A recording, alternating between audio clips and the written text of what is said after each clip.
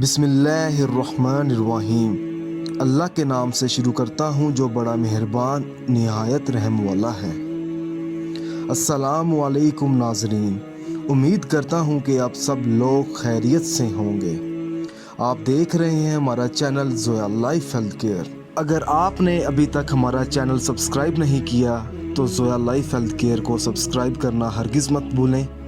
Subscribe करने के बाद मज़ीद नोटिफिकेशंस हासिल करने के लिए बेल आइकॉन को दबाएं। आज हम इस वीडियो में आपको यकम रमज़ान के दिन का अमल बताएंगे।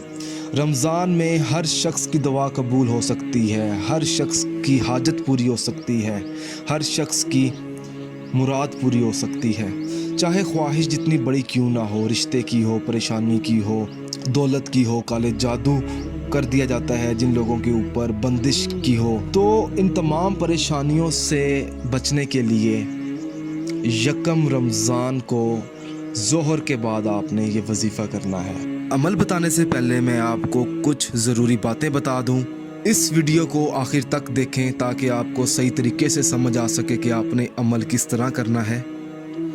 ये वजीफ़ा आपने बावजू हालत में करना है और वजीफ़ा करने से पहले ये जान लें कि ये अमल किस मकसद के लिए है, क्योंकि हर वजीफ़ा, हर अमल आपने अपने जायज़ मकसद के लिए करना है और इस अमल के साथ आपने 5 वक़्त की नमाज भी अदा करनी होगी। आपको इस वजीफ़े को आपने इसी तरीके से पढ़ना है जिस तरीके से मैं अभी आपको बताऊंगा।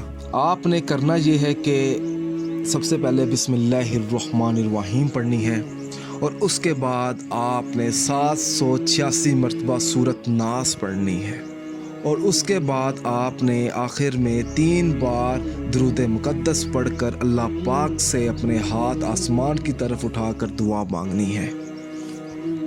ये अमल करने से आपकी तमाम मुश्किलें दूर हो जाएंगी और ये जो अमल है आपने ज़ोहर के बाद करना है, सिर्फ़ एक दिन का अमल है।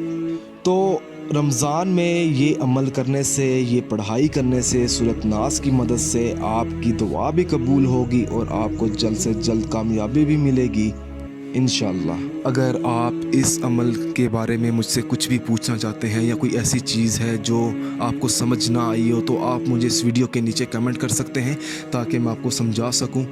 अगर आपको हमारी ये वीडियो पसंद आई है तो इस वीडियो को ज़रूरतमंद लोगों तक ज़रूर पहुंचाएं। जज़ाकल्लाह।